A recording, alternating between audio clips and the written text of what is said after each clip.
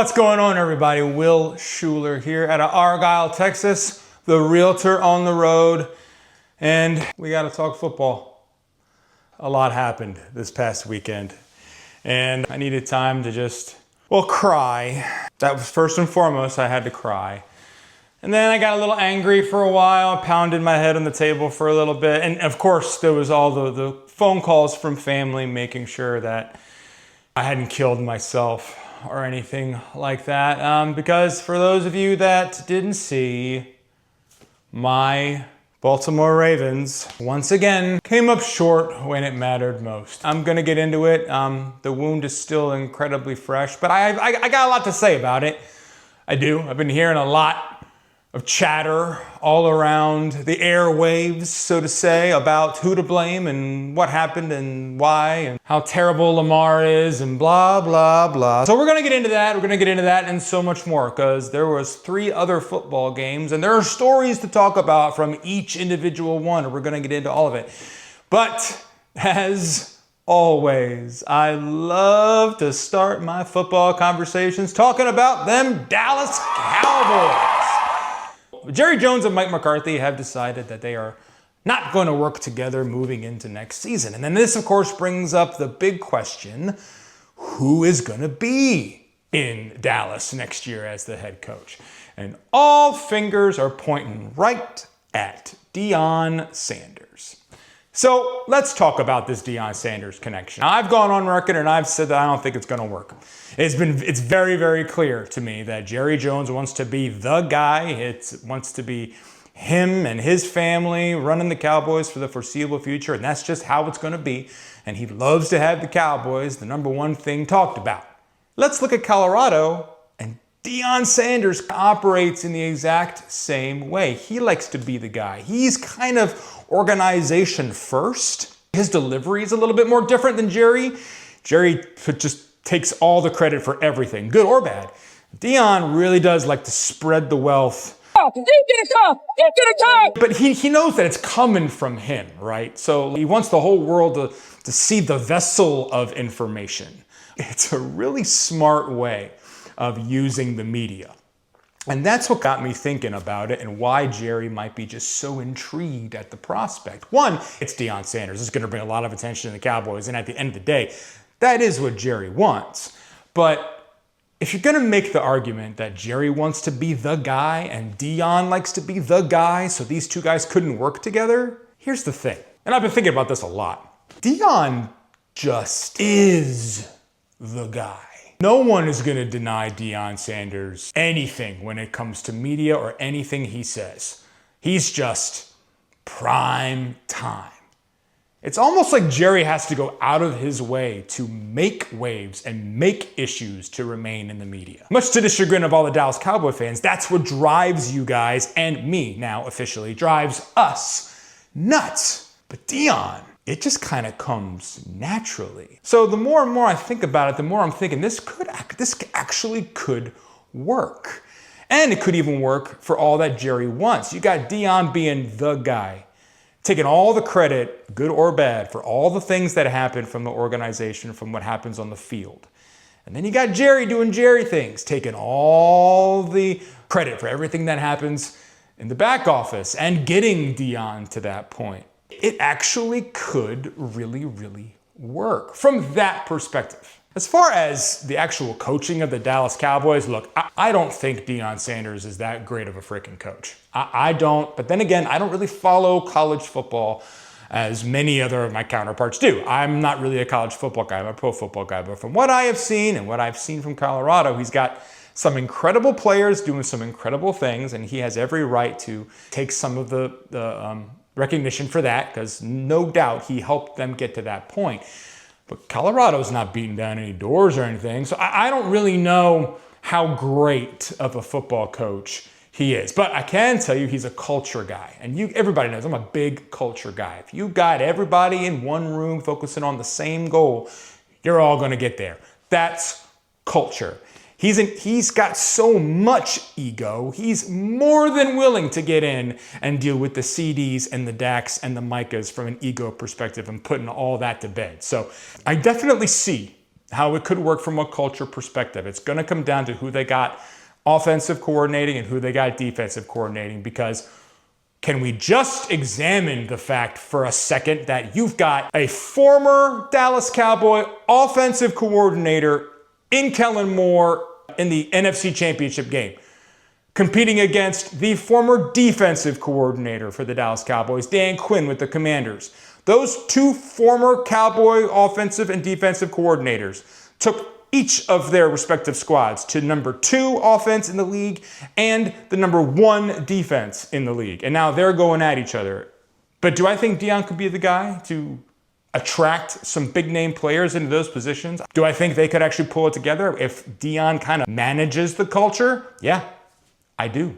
So it was just a couple of meetings. There's apparently been some conversations. I know Jerry Jones has interviewed Kellen Moore. Who knows what's going to happen with this coaching situation, but one thing is for sure, the entire world is watching, and I sure as hell am too. But we had a lot of actual more present football happening this past weekend, and we're just gonna go in order of the games that occurred. First up, we had the AFC divisional round. We had the Kansas City Chiefs, your 2-time defending Super Bowl champion, taking on the Houston Texans, and led by CJ Stroud in his second year. First of all, kudos to CJ. The Texans had a lot of high hopes for this season, and yeah, they definitely had some peaks and valleys throughout the course, a lot of injuries that kind of left them sideways. They played some really hard-fought games, and they lost some really hard-fought games. But, no doubt they showed up against the Chargers the week prior, and they seemed to be really geared up and ready for this Kansas City Chiefs football game. And honestly, they played their hearts out. They played incredibly well.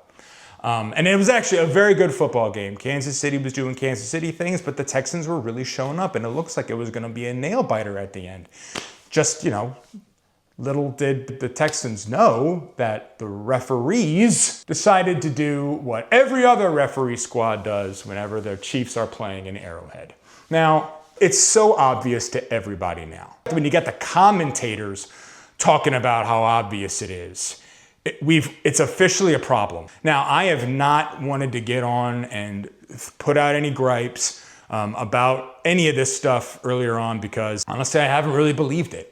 It's what happens. I mean, it happened in New England with Tom Brady. He got calls. It's happened in other sports. It happened with Michael Jordan in the Chicago Bulls. He got calls. LeBron James, he gets calls. I mean, it happens. When you have a big ticket organization that everybody is watching, they're going to get some calls. But I just never saw it as blatant as it was in this past game. There was literally no contact. It was not roughing the passer. I mean, and then take the Lamar Jackson just the week prior. I mean, he's literally tackled bounds and nothing happens, right? I mean, it's a double standard just all the way around, and it only the positive applies to Patrick Mahomes. And if that's how it's going to be, and we're going to chalk it up to just, the league's best calls, okay, I'm all right with that to a certain degree. And, that's kind of what happens when you become the number 1 team. But when Patrick Mahomes starts blatantly taking advantage of it and trying to flop, or those bullshit calls as part of a strategy, that's bad football. It's bad for football. And he's done it kind of all year long. If you remember, I can't remember who they were playing. Maybe it was the Broncos. He decides to take the ball and start running out of bounds. And right before he gets out of bounds, he stops. He stops and tries to work his way back inbounds because he knows that the defensive player cannot tackle him if he's going out of bounds. So he did it to try to get the defensive player off balance so that he could just stay inbounds and work around him. That's bullshit. That's just ridiculous. You can't call yourself the greatest player in the league and do that kind of sorry soft stuff. I'm sorry. And there's all these Chiefs fans getting on and they're talking about, oh, that just makes him brilliant. He's just don't hate the player, hate the game. He's just using the rules to his advantage. Yeah, but it's a pussy move and you shouldn't have to do it. But Tom Brady never did that. Michael Jordan never did that. That's just crap. And then this past game, you see him, he gets pushed out of bounds and oh my God, it was like he was playing World Cup soccer looking for a card. I mean, it was just, it's everything LeBron and how LeBron brought on like the age of flopping in the NBA. That's what Patrick Mahomes is doing in the NFL with this flopping shit. Nobody else is doing it. And he's only doing it because he knows he's going to get the calls. And he's only getting the calls because the referee in the NFL are kind of making it happen. It's kind of a two-sided monster that obviously everybody's frustrated with. This is what the entire Houston Texans locker room was frustrated with. We knew it was going to be us against the refs. We knew it was going to be us versus everybody. We know we can never leave the game in the refs' hands, but man, everybody's seeing what happened. These are actual quotes from the Houston Texans locker room. And for the first time all season, I'm saying it, they're not wrong. And if you're questioning it at all, I invite you all to play a drinking game with me the next time the Chiefs play. Every time that they show Taylor Swift on the screen, you got to chug a beer. So, most of you will be passed out probably halfway through the second quarter. I know I will be. We should all play the game to see how much Taylor Swift we can literally physically consume in one Kansas City Chiefs football game. But I digress. Your Chiefs are your Division I game winners, and they are headed once again to, I think it's their 9th straight AFC Championship game. The next game that we had was it was the shocker of probably the entire weekend, where the Washington Commanders taking on the number 1 ranked Detroit Lions. Guys, I've talked about the Detroit Lions all season and how much I respect Dan Campbell and everything that they have done. And they have pretty much dominated this entire NFL season. And they did it with a busted up defensive roster. And every single time pundits get out there and they start talking about how it's not sustainable, eventually it's going to catch up with them, the Detroit Lions said, oh yeah, oh really? And still found the good players to play defense. And honestly, it just all finally caught up with them at the first real important time. And that was NFC divisional round against the Commanders. Now, I am not going to take anything away from the Washington Commanders because honestly, right now, Jaden Daniels has got them running like a buzzsaw. I mean, they are just ready to make big waves. And after this game, it is going to be really interesting to see what happens when they play Philly for the 3rd time, and they've already split the regular season. I mean, this is going to be a game. But Jaden Daniels is playing out of his mind, and I think a lot of that has to do with the fact that he's got absolutely nothing to lose. Nothing. He's smart, he's wiry, he's aggressive, but he's also skilled and patient. And you just don't see that in football players his age, this early. You saw glimpses of it with C.J. Stroud last year, but Jaden Daniels is on another level right now, and his confidence is at an all-time high. I'm telling you, man, that's a SEM effort right there to be playing now. Because when you got nothing to lose, only to gain, you're a disruptor. And he already disrupted the Philadelphia Eagles once. You don't think he can do it again? Man, I don't know. We're going to see. But it was a true bummer for the Detroit Lions. And I have friends who are Lions fans. One of the girls who works in our office is a diehard Lions fan. And man, I couldn't even call her that night or text her because I know what that feels like. And it was, my heart goes out to all of you Detroit Lions fans because the sad truth of this is that from a personnel standpoint, you guys are going to be great. You're going to get healthier, and you're going to be a prominent aggressor next season, just like you were the season prior. All the potential is there, but it is really hard to argue that your Super Bowl window may have closed only because, and this is just a problem with the NFL, you've got one of the best offensive coordinators in Ben Johnson and one of the best defensive coordinators, and both of those guys are taking head coaching positions somewhere else. It's just a fact. I think Ben Johnson, like today, officially signed on to be the Chicago Bears, which is kind of nuts considering it's in their division. I wouldn't have gone there if I were him, but hey, I mean, if that's where he wanted to be, that's where he is. And then Aaron's going to go somewhere. I mean, I mean, what he did shorthanded, it's unprecedented. It's unbelievable. So, I mean, Lions fans, you've got to fill them the right way. And it took Dan Campbell a couple of seasons to kind of get those guys geared up in positions. And that's kind of what happens in the NFL. You figure it out, and then you got a window, and then you got to make that window count. I'm really afraid for you Lions fans that that might be the case next year. But who's to say? If anybody can figure it out, it is Dan Campbell. And I think we can all agree that I don't think there's a single football, well, I mean, probably Viking fans, Packer fans, and Bears fans don't feel this way just because of the division. But I don't think there's a single football fan out there that doesn't feel mostly bad for this loss because you feel for Dan Campbell. The things that man has done to build a football team and change a culture and completely rejuvenate an organization is just unbelievable. And my heart melts for you, Dan Campbell. It melts for you Lions fans. I do. I feel for you all.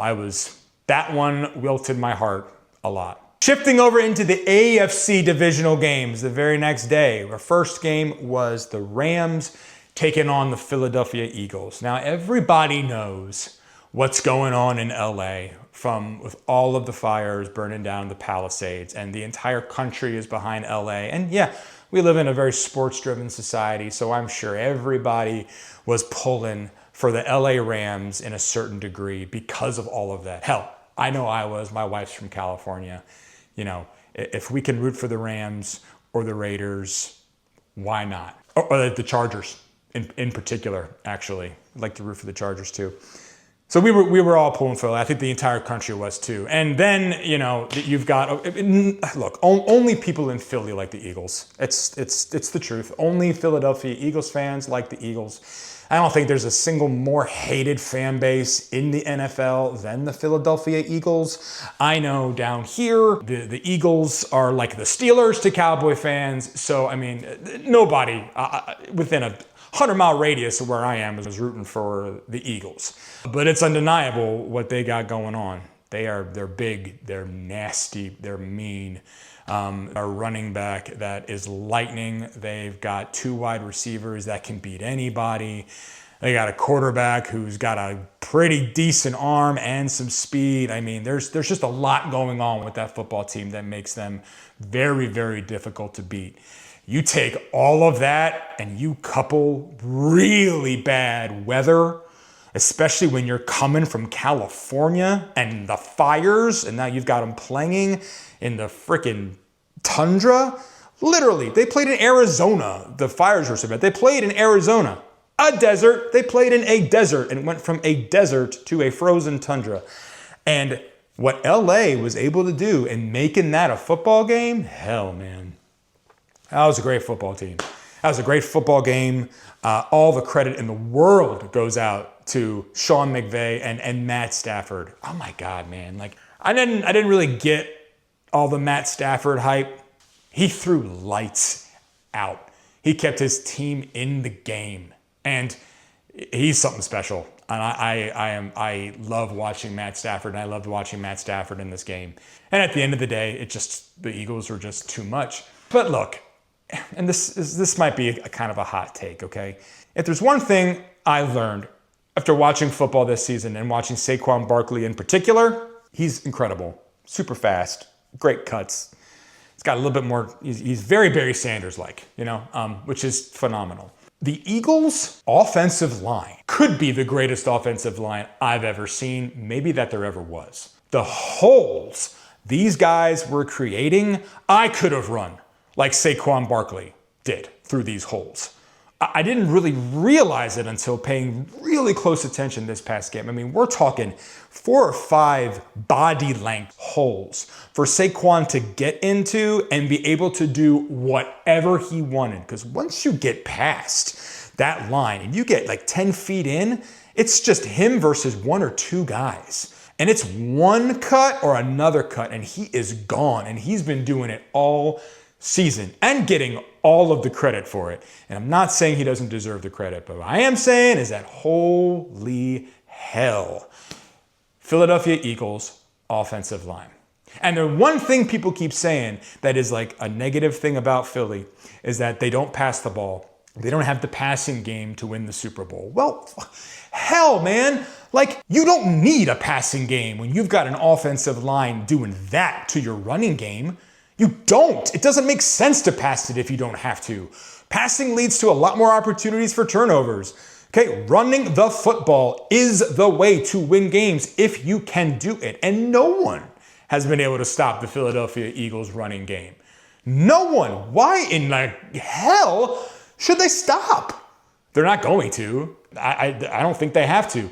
And that's the one thing that makes me nervous about the Commanders. They were able to kind of keep them at bay a little bit last time and come back and win that game. But it was a lot of turnovers had to do with that, okay? Like if the Eagles play a flawless, no turnover football game, run the football, use the offensive line the way they have been, I don't know if they can be stopped.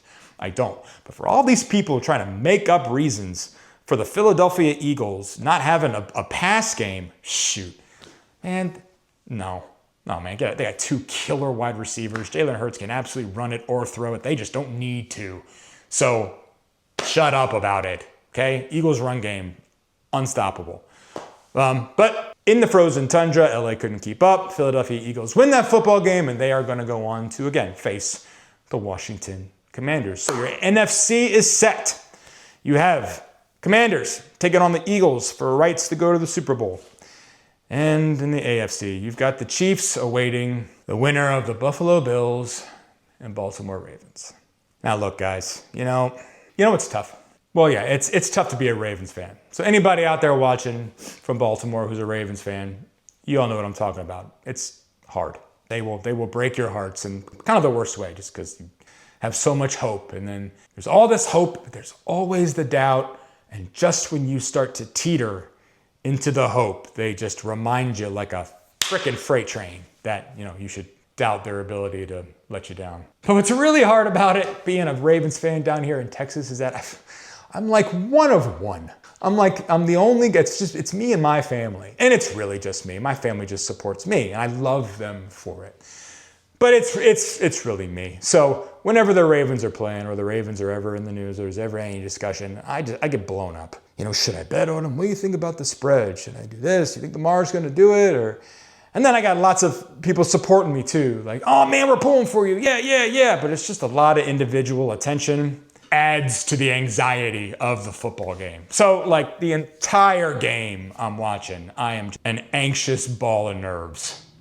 I am. I almost puked. I almost shat myself. You name it, I felt it. And I was just a mess. And that's how it is with Ravens playoff football. And then, yeah, man, you got Lamar Jackson making Lamar Jackson mistakes. You've got the inclement weather. You've got the most consistent of Ravens players having the worst games of possibly their career, honestly. There's a lot of reasons for this thing to have gone the way that it did. And let's just talk about them. So like right out the gate, first thing everybody talks about is how Lamar is brilliant in the regular season, but falls apart in the playoffs. And yeah, he threw a pretty costly interception. And it wasn't costly, it was just stupid. It was just a really bad interception. Now, he had only thrown 4 all season long and decides to throw this one, which is by far the worst. So that happened, sets a really bad tone for what we're about to see. But luckily, in the course of that game, that didn't lead to any points. Ravens defense stepped up, and Buffalo ended up punting that ball back. So we kind of got that one back. All right, so I think a little bit too much is being put on that interception because nothing really came of it. But then you got the fumble. And look, it's sleeting. It's freezing, okay? The snap was bad. So the snap is bad. He's able to get it. It's cold. He doesn't know what to do. He tries to make something happen. The ball slips out of his hands. And yeah, it's a fumble. And the Buffalo ends up getting it, and they end up going down. I think they scored a touchdown after that. And Lamar takes all the heat in the world for that. He knows it was his fault. But, it was a bad snap. I'm not making excuses. A fumble is a fumble. But anyway, so then that happens. The Ravens keep it close, but at halftime, Buffalo has a pretty significant lead. But in the second half, no one can tell me that Lamar Jackson did not come back out with a fire and completely flipped the script. He turned into the best player on that football field and played damn near perfect football to get his team in the best position he could, which at that time was tie. He scored, he went back in through a ripper. He had an open man for the 2-point conversion. Buffalo made a fantastic defensive play. That is not on Lamar. That's kudos to Buffalo. He went back to Old Faithfuls and was ripping passes, takes them down from the 12-yard line all the way to the end. And let's also bear in mind, he did it with no wide receivers. Okay, Zay Flowers was out this entire game. Rashad Bateman went out 3 plays earlier. So he literally walked the field with backup receivers and his faithful Mark Andrews and got him in a position to win the game, or to tie the game at least. And Mark Andrews dropped the pass. Yeah, that's what happened. Oh, and before that, the complete momentum swing was with the Ravens, 100% momentum. Buffalo had done nothing in the third quarter. Baltimore dominated the third quarter. They're running up the field. They're moving the ball at their will. Great pass up the middle to Mark Andrews. Mark Andrews decides to double back around, and ball gets knocked out and fumbles. And again, fumble's a fumble. But there's a great play by Buffalo. Great play by Buffalo. You know, I think it was Bernard. Knocks the ball out. Great presence of mind. Great play. Completely took the momentum back. Buffalo goes down and scores. That's how they get in the position to be in that position because of that fumble. So the entire momentum shifts, and then Lamar takes over and takes him from the 12-yard line all the way down in a position to tie the game. I mean, so everybody talks about how Lamar did it again. He screwed up again, and he'll never win the big one because he can't win the big games and all of that. And it just breaks my heart for him because, no, he didn't play perfect football. He didn't. And yeah, it looks like when you get to that position in the playoffs, you have to play perfect football. But I'll be damned if he didn't do everything he could. I'll be damned if he didn't play lights out. I'll be damned if he didn't completely make up for, I'm not even going to talk about the interception. I'll talk about the fumble. Like, he didn't make up for the fumble, doing some incredible plays to get his team in a position. But at the end of the day, Mark Andrews fumbled. Mark Andrews missed the throw. And who would have thought ever in a million years that the Ravens would lose on a missed connection from Lamar Jackson to Mark Andrews? Yeah, it was a tough one. It really was. I feel the most for Lamar. Ravens fans, as a fandom, we've all kind of come to get used to this. This is kind of what happens. So there's a part that's like calloused enough to not really have it ruin my life. But I worry about what this psychologically does to Lamar. And he gets on the screen and talks about, takes responsibility for it. He owns it. He owns it. But who knows what's going to come from this. But regardless, the Buffalo Bills move on. They're going to take on the Kansas City Chiefs. And honestly, that's it's going to be a great matchup. As far as the MVP goes and all that, I don't think Josh Allen is undeserving of the MVP at all. I think, depending on who gets it, Lamar or Josh Allen, they're both very deserving. I kind of hope it's co-MVP, to be honest with you. At the end, Josh Allen didn't have to do anything incredible on Sunday. He didn't have to. I mean, the Baltimore Ravens beat the Baltimore Ravens and put the Buffalo Bills in a situation where all he had to do was take care of the football and let his team do what his team does. What any pro football team at that level in the playoffs, that's exactly what he did. That's all he was asked to do, right? And I'll even give him, let's say Lamar Jackson makes that play to Mark Andrews. Mark Andrews catches the ball. They still had a minute and a half left. Who's to say Josh Allen wouldn't have put on his cape and take them all the way down to score a field goal? I bet he would have. Did he get that opportunity? No. So, I don't think this game was a real MVP caliber game. I really don't.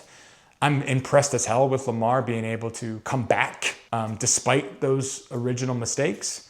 But, you got to give it to Josh Allen for not to. And he's going to need to be perfect against the Kansas City Chiefs. One, the Kansas City Chiefs do not make mistakes.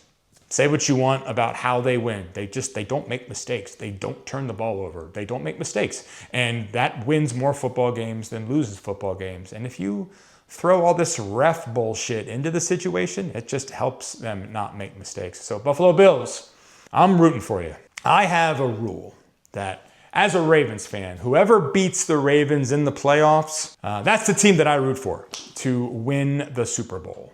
Unless it's either the Cowboys in the Super Bowl, or I'll never root for the freaking Steelers. That'll never happen. So if like the Steelers ever beat the Ravens in the playoffs, I'm not rooting for the Steelers. But like the Bengals beat them a couple years ago. I rooted for Cincinnati all the way. And I think it's just the right thing to do. You beat my team, I'm pulling for you. And I'm pulling for the Buffalo Bills.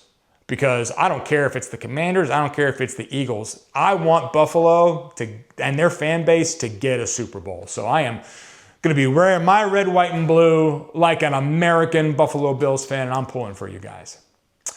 But that was this weekend in football. So we've got the Commanders and the Eagles taking on the Chiefs and the Bills for the right to go to the Super Bowl in New Orleans. It's going to be a hell of a weekend. I know I'm going to be watching. I will be back with our recap of those games. We'll talk about other Cowboy stuff as always, maybe some Ravens stuff too, if I ever stop crying. And yeah, guys, as always, thanks so much for listening to me rant and rave. I'll talk to y'all soon. Bye.